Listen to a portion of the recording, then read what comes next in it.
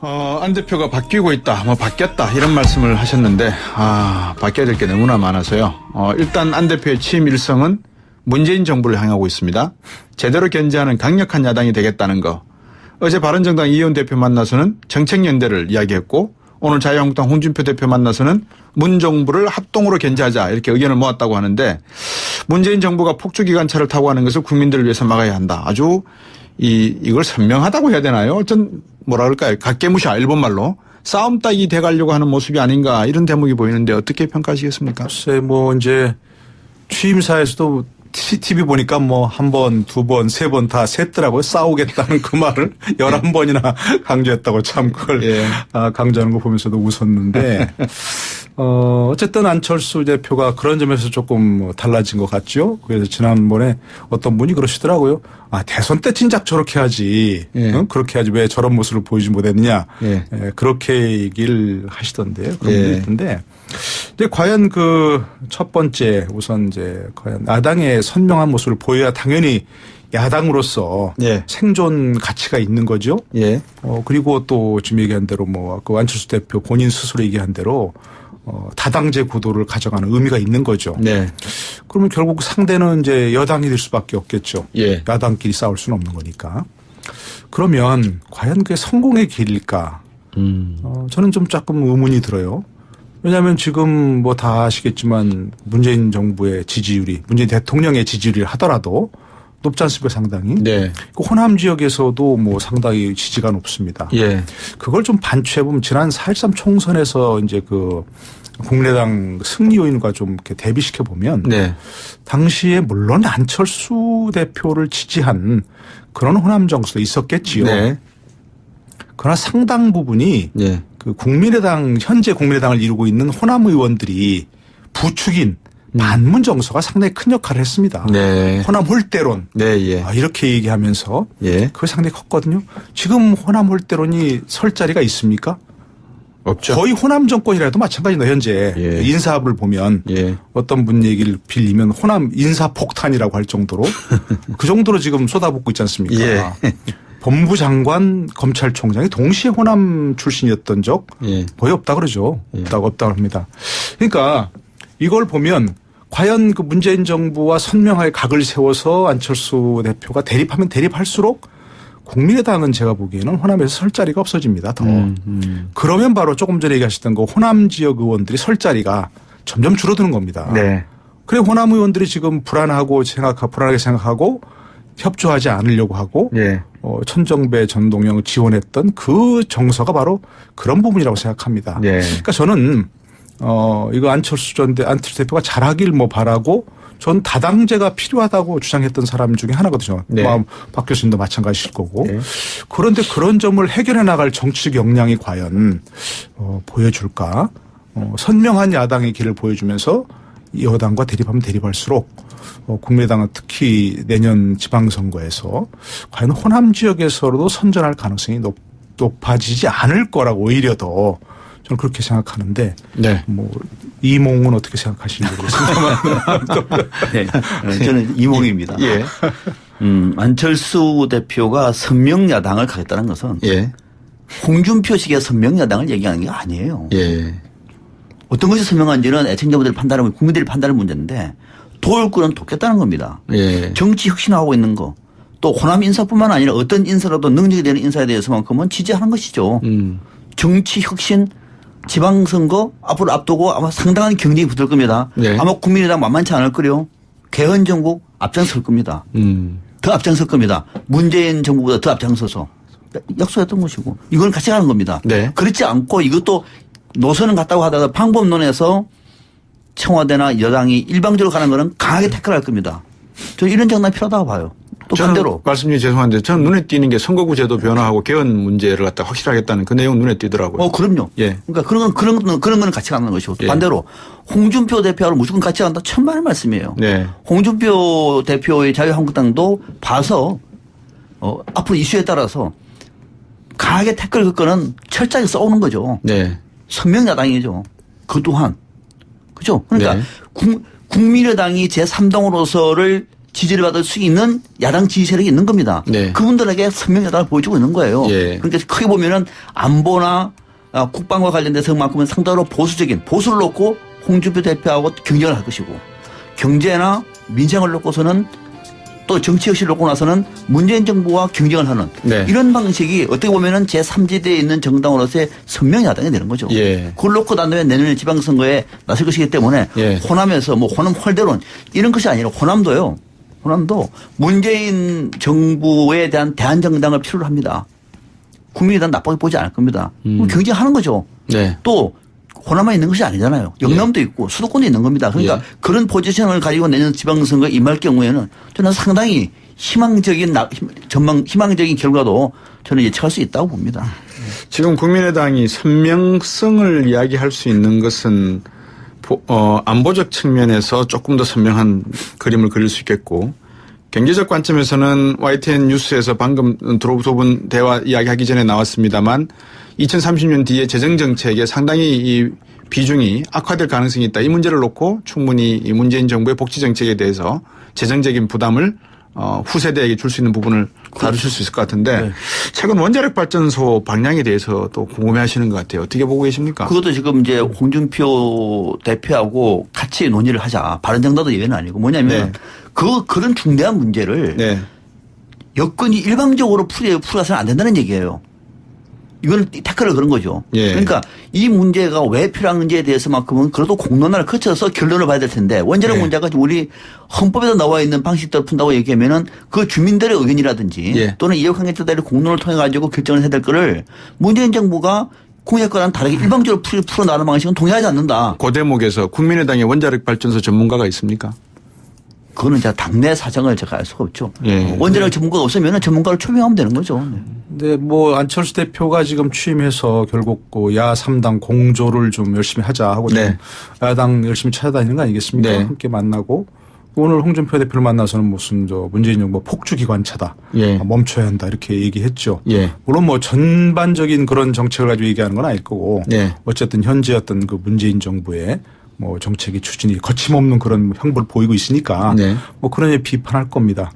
뭐 어쨌든 그 내년 지방선거 전까지는 네. 뭐 야당 3당 공조 아무 문제 없을 겁니다. 어쨌든 뭐 재정 정치, 재정 문제도 그렇고 안보 문제도 그렇고 좀 비슷한 얘기 했지 않습니까? 네. 홍준표 대표도 비슷한 예. 얘기 했고요. 예.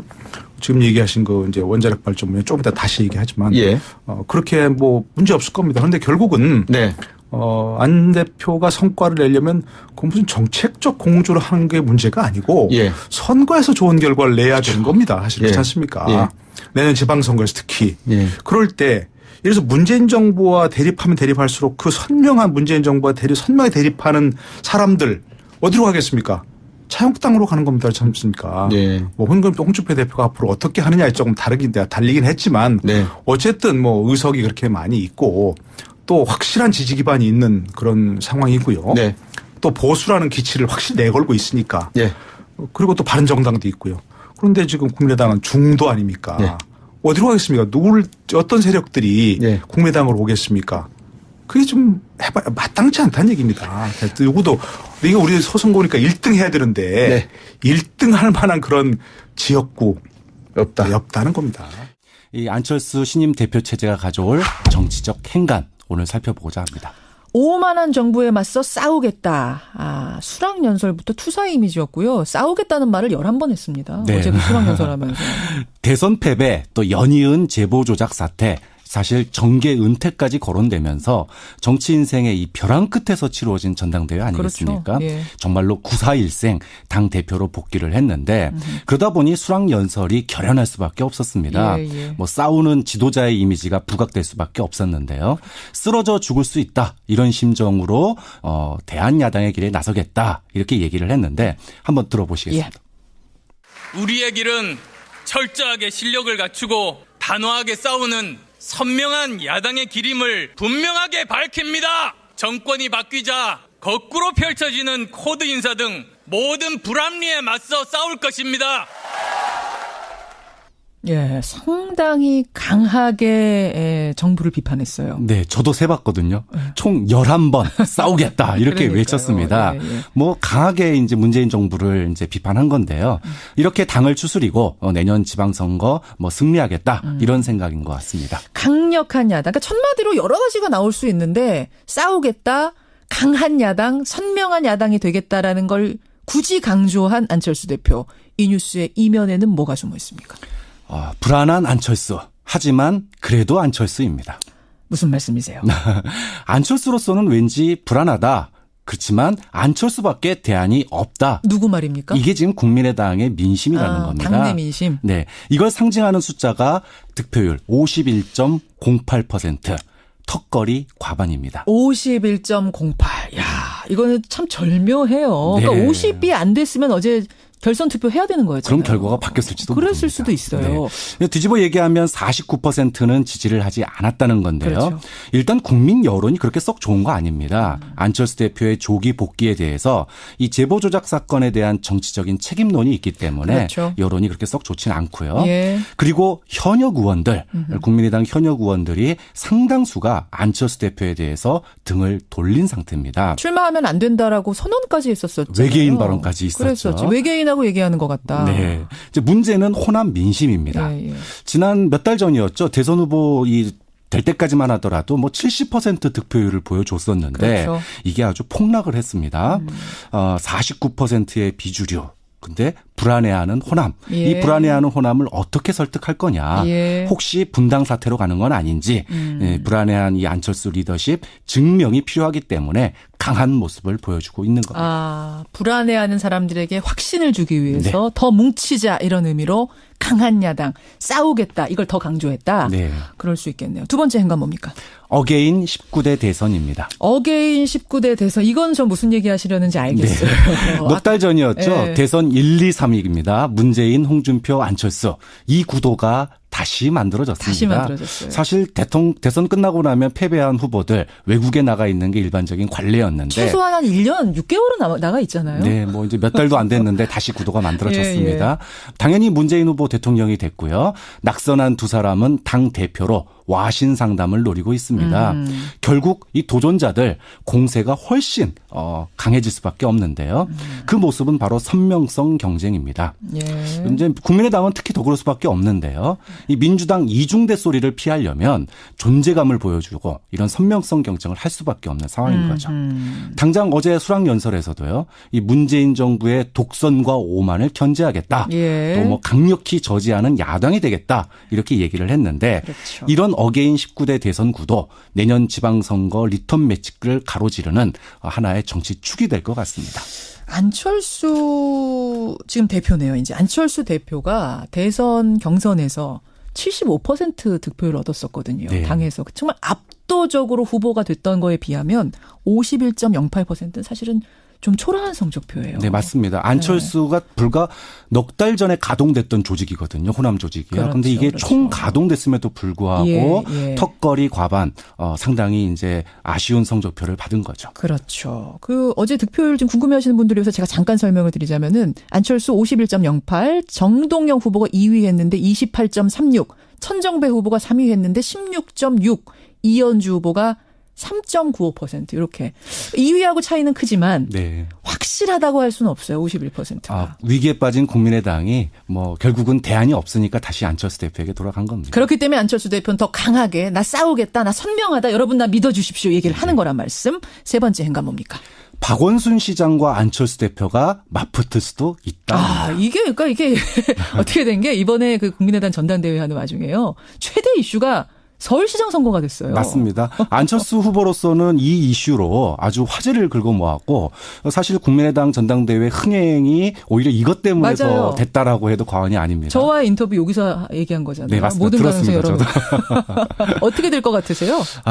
만약에 내년 지방선거에서 국민의당이 호남에서 패배한다. 예. 아니면 한 명의 광역단체당도 당선시키지 못한다. 그렇게 되면 어떻게 될까요? 정계 개편의 물살이 굉장히 가파라질 것 같아요. 맞습니다. 국민의당 급격하게 합당론에 빠질 수밖에 없습니다. 이 때문에 뭐 내년에 승리해야 한다면 또 당이 원한다면 안철수 대표도 서울시장을 마다하지 않겠다 이렇게 얘기할 수밖에 없었고 그렇죠. 또 실제로도요. 자의반 타의반 서울시장 후보로 나설 수도 있는 상황입니다. 그래요. 지난 2011년이었죠. 50%의 지지율로 5%의 지지에 불과했던 박원순 후보에게 양보했던 기억이 있는데 이 3선 도전으로 지금 박 시장은 굳어지고 있거든요. 도전하는 걸로. 근데 과거의 양보 때문에 미래에 양보해야 한다는 건 없다. 이렇게 밝혔는데 여전히 곤혹스러운 입장입니다. 곤혹스러울 겁니다. 과연 아름다운 양보로 갈지 보온론으로 갈지 아니면 건곤일척의 대결로 이어질지 정치권 초미의 관심사가 될 것 같습니다. 박 교수님은 어느 쪽에 거시겠습니까? 봐야지 알 것 같습니다. 저는 출마한다면은 양보란 건 없을 것 같은데요. 당이 다르죠. 이제는 과거에는 비슷한 그렇죠. 이미지였는데 이제는 당이 다르기 때문에 쉽지 않은 상황이고요. 요청하는 것도 좀 궁색하고. 또 박 시장이 문재인계라고 보기도 어렵습니다. 그렇기 그렇죠. 때문에 안 나올 가능성도 현재로서는 높다. 이렇게 보는 시각도 있다. 안 나올 가능성이 시장에? 서울시장. 저는 그건 아닌 것 같은데. 어쨌든 이건 우리 생각이고요. 여러분 어떻게 보십니까? 박 교수님 고생하셨습니다. 내일도 뵙겠습니다. 네, 감사합니다. 그렇게 얘기를 하시던데요. 그런 분이 있던데. 이제 과연 그 첫 번째 우선 이제 과연 야당의 선명한 모습을 보여야 당연히 야당으로서 생존 가치가 있는 거죠. 그리고 또 지금 얘기한 대로 뭐 그 안철수 대표 본인 스스로 얘기한 대로 다당제 구도를 가져가는 의미가 있는 거죠. 그러면 결국 상대는 이제 여당이 될 수밖에 없겠죠. 야당끼리 싸울 수는 없는 거니까. 그러면 과연 그게 성공의 길일까? 저는 좀 조금 의문이 들어요. 왜냐하면 지금 뭐 다 아시겠지만 문재인 정부의 지지율이 문재인 대통령의 지지율이 하더라도 높지 않습니까 상당히. 그 호남 지역에서도 뭐 상당히 지지가 높습니다. 그걸 좀 반추해보면 지난 4.13 총선에서 이제 그 국민의당 승리 요인과 좀 이렇게 대비시켜 보면 당시에 물론 안철수 대표를 지지한 그런 호남 정서도 있었겠지요. 그러나 상당 부분이 그 국민의당 상당한 경쟁이 붙을 겁니다. 아마 국민의당 만만치 않을 거요. 개헌 정국 앞장설 겁니다. 더 앞장설 겁니다. 문재인 정부보다 더 앞장서서 약속했던 것이고 이건 같이 가는 겁니다. 그렇지 않고 이것도 노선은 같다고 하다가 방법론에서 청와대나 여당이 일방적으로 가는 거는 강하게 태클할 겁니다. 저 이런 장난 필요하다고 봐요. 또 반대로. 말씀이 죄송한데 저는 눈에 띄는 게 선거구 제도 변화하고 개헌 문제를 갖다 확실하겠다는 그 내용 눈에 띄더라고요. 그럼요. 그러니까 그런 거는 같이 가는 것이고 또 반대로 홍준표 대표를 무조건 같이 간다. 천만의 말씀이에요. 홍준표 대표의 자유한국당도 봐서 앞으로 이슈에 따라서 강하게 태클 걸 거는 철저하게 싸우는 거죠. 선명야당이죠. 그 또한. 그죠? 그러니까 국민의당이 제3당으로서를 지지를 받을 수 있는 야당 지지 세력이 있는 겁니다. 그분들에게 선명야당을 보여주고 있는 거예요. 그러니까 크게 보면은 안보나 국방과 관련돼서만큼은 상당히 보수를 놓고 안 대표가 바뀌고 있다, 뭐 바뀌었다 이런 말씀을 하셨는데 바뀌어야 될 게 너무나 많아서요. 일단 안 대표의 취임 일성은 문재인 정부를 향하고 있습니다. 제대로 견제하는 강력한 야당이 되겠다는 거. 어제 바른정당 이혜원 대표 만나서는 정책연대를 이야기했고 오늘 자유한국당 홍준표 대표 만나서는 문 정부를 합동으로 견제하자 이렇게 의견을 모았다고 하는데 문재인 정부가 폭주기관차를 타고 하는 것을 국민들을 위해서 막아야 한다. 아주 이걸 선명하다고 해야 되나요? 어떤 뭐라 그럴까요? 각개무시아 일본말로 싸움 따기 돼가려고 하는 모습이 아닌가 이런 대목이 보이는데 어떻게 평가하시겠습니까? 글쎄 뭐 이제 취임사에서도 CCTV 보니까 뭐 한 번, 두 번, 세 번 다 셌더라고요. 싸우겠다는 그 말을 11번이나 강조했다고 참 그걸 강조하는 거 보면서도 웃었는데 어쨌든 안철수 대표가 그런 점에서 조금 달라진 것 같죠. 그래서 지난번에 어떤 분이 그러시더라고요. 대선 때 진작 저렇게 하지. 그렇게 하지 왜 저런 모습을 보이지 못했느냐. 그는 이거 안철수 대표가 잘하길 뭐 바라고 전 다당제가 필요하다고 주장했던 사람 중에 하나거든요. 박 교수님도 마찬가지일 거고. 그런데 그런 점을 해결해 나갈 정치적 역량이 과연 보여줄까. 선명한 야당의 길을 보여주면서 여당과 대립하면 대립할수록 국민의당은 특히 내년 지방선거에서 과연 호남 지역에서도 선전할 가능성이 높아지지 않을 거라고 오히려 더 저는 그렇게 생각하는데 뭐 이몽은 어떻게 생각하시는지 모르겠습니다만 저는 이몽입니다. 안철수 대표가 선명야당을 가겠다는 것은 홍준표식의 선명야당을 얘기하는 게 아니에요. 예. 어떤 것이 선명한지는 애청자분들이 판단하고 국민들이 판단할 문제인데 도울 거는 돕겠다는 겁니다. 예. 정치 혁신하고 있는 거. 또 호남 인사뿐만 아니라 어떤 인사라도 능력이 되는 인사에 대해서만큼은 지지하는 것이죠. 정치 혁신 지방선거 앞으로 앞두고 현재 국민의당을 이루고 있는 호남 의원들이 부추긴 반문 정서가 상당히 큰 역할을 했습니다. 네. 호남 홀대론. 네, 예. 이렇게 얘기하면서 예. 그게 상당히 컸거든요. 지금 호남 홀대론이 설 자리가 있습니까? 없죠. 거의 호남 정권이라도 마찬가지입니다. 현재 예. 인사합을 보면 예. 어떤 분 얘기를 빌리면 호남 인사폭탄이라고 할 정도로 그 정도로 지금 쏟아붓고 있지 않습니까? 예. 법무부 장관, 검찰총장이 동시에 호남 출신이었던 적 예. 거의 없다 그러죠. 예. 없다고 합니다. 그러니까 이걸 보면 과연 그 문재인 정부와 선명하게 각을 세워서 안철수 대표가 대립하면 대립할수록 국민의당은 제가 보기에는 호남에서 설 자리가 없어집니다. 더. 그러면 바로 조금 전에 얘기하셨던 거 호남 지역 의원들이 설 자리가 점점 줄어드는 겁니다. 네. 그래 호남 의원들이 지금 불안하게 생각하고 협조하지 않으려고 하고 예. 천정배 전동영 지원했던 그 정서가 바로 그런 부분이라고 생각합니다. 네. 그러니까 저는